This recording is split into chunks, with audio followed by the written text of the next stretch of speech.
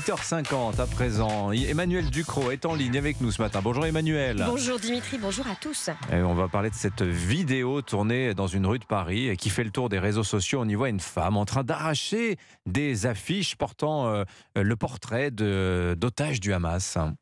Une femme pas très jeune mais bien mise, un paquet d'affiches froissées à la main en train d'en arracher d'autres sur un mur du Sentier à Paris, un quartier où vit une importante communauté juive.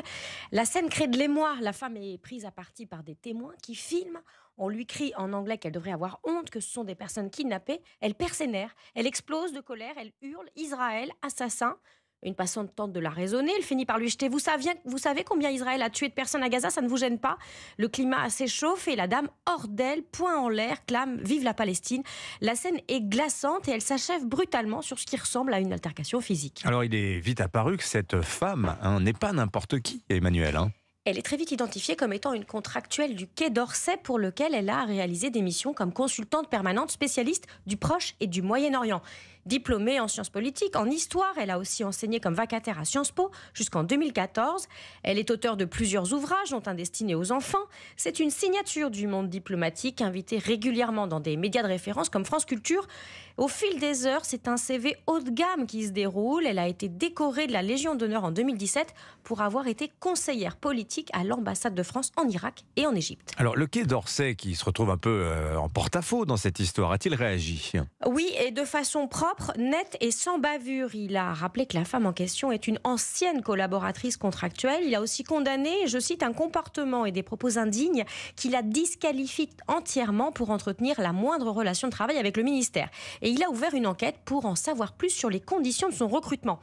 D'autant que le ministère dit avoir eu connaissance depuis l'esclandre d'autres publications de cette femme, comparant par exemple les attaques terroristes du Hamas à la résistance française, qui pourrait, selon le ministère, entrer dans la définition de l'antisémitisme adoptée par l'Alliance de la mémoire de la Shoah et endossée par la France depuis 2019, des propos qui pourraient même intéresser la justice. Alors cette vidéo, ce personnage, Emmanuel Ducrot, vous nous dites ce matin qu'il pose question.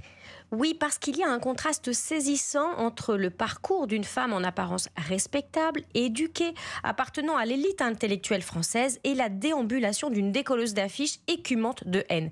La question est bien celle d'un entrisme militant déviant dans les structures de l'État, dans les sphères universitaires, celui nourri par les frères musulmans que dénonce l'ethnologue Florence Bergeau-Blaclair.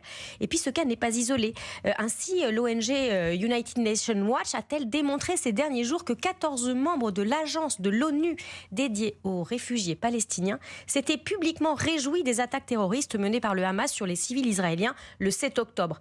Des enseignants, des médecins qui en avaient parlé comme de belles scènes, prélude à l'effacement des Juifs de la surface de la Terre. Signature Europe 1, Emmanuel Ducrot. Merci Emmanuel. Il est 8h53 sur Europe 1.